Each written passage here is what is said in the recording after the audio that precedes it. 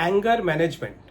Well friends, जब भी बात होती है भारत और पाकिस्तान के संबंधों की, तो शायद मेरे विचार में इससे बेहतर टर्म नहीं यूज़ किया जा सकता इंडिया और पाकिस्तान के रिलेशंस को डिस्क्राइब करने के लिए। और जी हाँ, यही टाइटल है एम्बेसडर अजय बिसारिया की बुक का, anger management, the trouble diplomatic relationship between India and Pakistan. Ambassador Bisaria, जो कि भारत के लास्ट हाई कमिश्नर रहे थे, इनको एक्सपेल किया गया था 2019 में, जब भारत ने धारा 370 को कॉन्स्टिट्यूशन से हटाया था।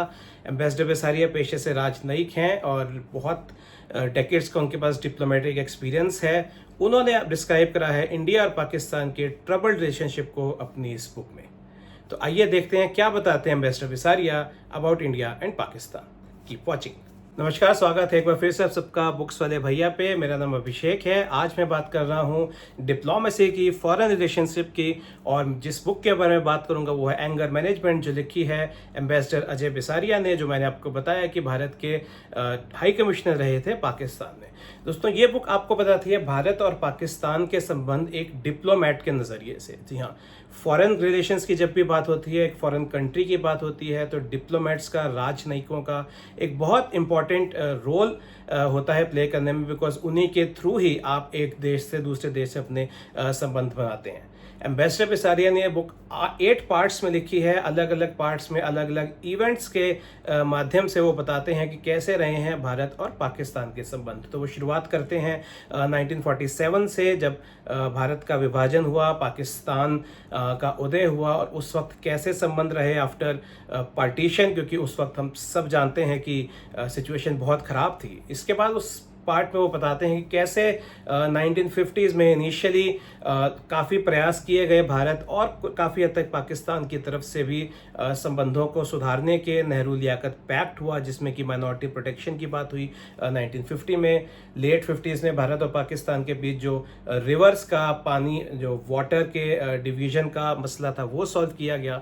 लेकिन जैसे जैसे हम आगे बढ़ते हैं, हम देखते हैं कि शायद ये बॉनमी, ये जो प्यार था, ये लंबे समय नहीं चला। उसके बाद भारत और पाकिस्तान के बीच में युद्ध हुआ।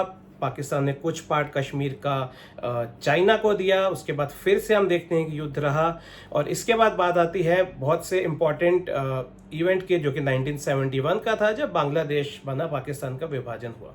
कहीं ना कहीं आप इस रूप में तब ये देखते हैं कि चाहे भारत और पाकिस्तान के बीच डिप्लोमेटिक स्तर पर, इवन हेड ऑफ स्टेट्स के स्तर पर बहुत विचार हुए, मीटिंग्स हुई, बट कहीं ना कहीं पाकिस्तान कुछ बातों को लेकर आप देखेंगे कि रिजिड रहा, specially on the Kashmir issue. तो despite lot of exchange between diplomats and the head of states, कहीं ना कहीं बात बहुत आगे नहीं बढ़ी, अगर हम बात करें in resolving the differences between India and Pakistan. इसके साथ साथ आप ये भी देखेंगे इस बुक में कि कैसे, स्पेशली इन द 1971 वॉर के थ्रू, कि कैसे जियो पॉलिटिक्स और ग्लोबल पावर्स, जो कि अमेरिका या रशिया, इवन चाइना, क्योंकि चाइना काफ़ी आगे बढ़ रहा था, कैसे ग्लोबल पावर्स भी कहीं ना कहीं डीपली अफेक्ट करती हैं दो कंट्रीज़ के बीच के रिलेशंस को।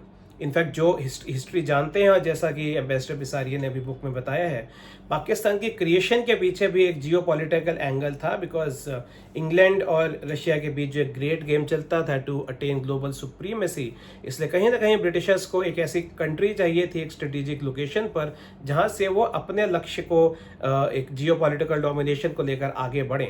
तो ये एक बहुत इंपॉर्टेंट लेसन आपको दिखेगा कि कैसे और कंट्रीज, पावरफुल कंट्रीज, कहीं ना कहीं डिटरमाइन कर रही हैं अपने से वीक कंट्रीज की डेस्टिनी को। तो जब हम 1971 से आगे आते हैं, हम अगेन देखते हैं कि संबंधों में, डिस्पाइट जितने भी हम कहें कि डिप्लोमेटिक एफर्ट्स रहे, कुछ ना कुछ रिजिडिटीज ज़रूर रहीं।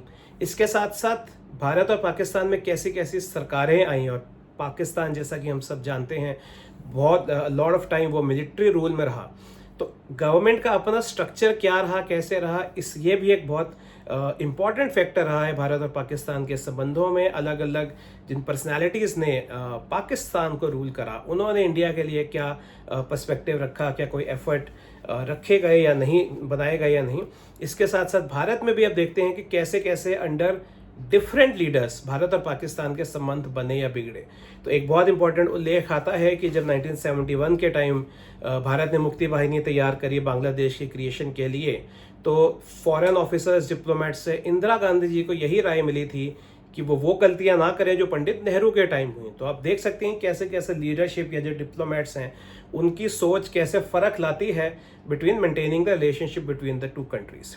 तो अदर देन दीज उसके अलावा हम आगे आते हैं 80s में, और वहाँ हम देखते हैं कि कैसे शायद ये वो एरा था after Russian invasion of Afghanistan, जब रशिया आउट होने लगा, शायद जो सबसे ख़राब मैं कहूँगा समय वो उस वक़्त से आना शुरू हुआ जब कश्मीर में इंसर्जेंसी बढ़ी। वो एक बहुत बड़ा बहुत इम्पॉर्टेंट फैक्टर रहा भारत पाकिस्तान के संबंधों को और ख़राब करने को, क्योंकि पाकिस्तान को लगा कि शायद कश्मीर उनके लिए लेना आसान होएगा। तो कश्मीर इंसर्जेंसी एक बहुत ही क्रिटिकल फैक्टर रहा भारत और पाकिस्तान के संबंधों का। इसके बाद अगर हम कुछ थोड़े रीसेंट पास्ट पर जाते हैं तो हम आते हैं जिस समय जब धारा 370 हटाया गया, अभिनंदन जो हमारे एयरफोर्स के जवान थे उनको कैप्चर किया गया। लेकिन यहाँ आप देखते हैं दो चीज़ें कि एक स्ट्रॉन्ग लीडरशिप का क्या फ़र्क रहा कि पाकिस्तान को अभिनंदन को बिना किसी शर्त के वापस भारत को सौंपना पड़ा। इसके साथ साथ ही उस वक्त भारत के डिप्लोमेट्स ने कैसे अपना पक्ष दुनिया के सामने रखा। उस वक्त हमारे जो फॉरेन सेक्रेटरी थे, हमारे जो मिनिस्टर्स थे और एम्बेसडर्स थे, कैसे उन्होंने अपना पक्ष रखा दुनिया के सामने।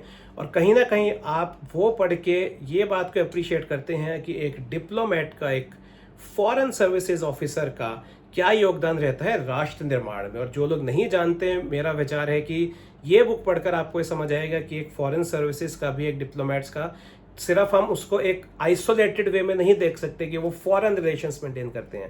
राष्ट्र को बनाने में, चलाने में उनका एक बहुत बड़ा योगदान है।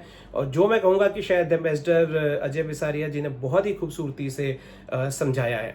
इसके साथ साथ उन्होंने इतिहास को जिस तरह से समझाया है, बहुत ही डिटेल में, डेप्थ में, कहीं ना कहीं पढ़ के लगता है कि ये एक डिप्लोमेट के साथ साथ एक इतिहासकार का भी काम है। क्योंकि थोड़ा आपको हैरानी होगी ये जान के कि वो एक ट्रेंड हिस्टोरियन नहीं है और वो इतनी डेप्थ में एक बहुत मैच्योर हिस्टोरियन की तरह वो लिखते हैं। तो चाहे वो डिप्लोमेसी का एंगल हो या वो हिस्ट्री का एंगल हो, दोनों ही पार्ट्स हिसाब से मैं कहूँगा कि एक बहुत ही बेहतरीन तरीके से लिखी गई बुक है। इसके अलावा जो एक और ख़ास बात है बुक की वो ये है कि डिप्लोमेट्स फॉरेन सर्विसेज को अक्सर एक बहुत प्रेस्टिजियस और एक ग्लैमर से जोड़ते हैं कि आप कई देश घूमते हैं और सब, लेकिन डिप्लोमेट्स क्या क्या चैलेंजेस फेस करते हैं उसका भी उल्लेख एम्बेसडर बिसारिया ने बहुत डेप्थ में बुक में करा है। और कहीं ना कहीं उनके लेवल पे जो प्रॉब्लम्स आती हैं, जो प्रॉब्लम्स हो सकती हैं, कई बार उनको मिसट्रीट किया जाता है, मैन हैंडल किया जाता है। जी हाँ, ये प्रॉब्लम्स डिप्लोमेट्स के साथ भी होते हैं जिसका एम्बेसडर बिसारिया ने उल्लेख करा है। अंत में वो एक फ्यूचर देखते हैं, वो स्टिल एक बेहतर फ्यूचर देखते हैं। वो अभी तक के लास्ट हाई कमिश्नर रहे हैं पाकिस्तान में, लेकिन वो ये होप एक्सप्रेस करते हैं कि वो लास्ट नहीं होंगे, कोई ना कोई आएगा और संबंध बेहतर होंगे। इसके अलावा क्या फैक्टर्स हैं जो आगे भारत और पाकिस्तान के संबंधों को लेकर जाएंगे, कि क्या चीज़ें मैटर करती हैं। सबसे ज़्यादा तो पाकिस्तान का अपना पॉलिटिकल स्ट्रक्चर मैटर करता है कि वो क्या होगा, कौन रूल करेगा। ट्रेड मैटर करता है, पीपल मैटर करते हैं। ये ऐसी बहुत सी चीज़ें उन्होंने कही हैं। एक एक्सटेंट तक आप कह सकते हैं कि वो एक पॉजिटिव नोट के साथ इस बुक को ख़त्म करते हैं। लेकिन पॉजिटिव नोट के साथ साथ जो अजय जी की मैं कहूँगा एक और बहुत बेहतरीन बात है इस किताब को लेकर, वो ये कि वो कोई पॉलिटिकल साइड्स नहीं लेते। कई जगह जहां उन्हें बात गलत लगी है किसी लीडर के डिसीजन को लेकर, उन्होंने बहुत ब्लंटली बुक में लिखा है कि यहाँ भारत के रास्ते से एक गलती थी, लेकिन उन्होंने कोई पॉलिटिकल साइड्स नहीं ली हैं और एक बहुत ही मैं कहूँगा न्यूट्रल वे में उन्होंने इस बुक को लिखा है और भारत पाकिस्तान के इतिहास, प्रेजेंट और फ्यूचर के बारे में आपको बताया है।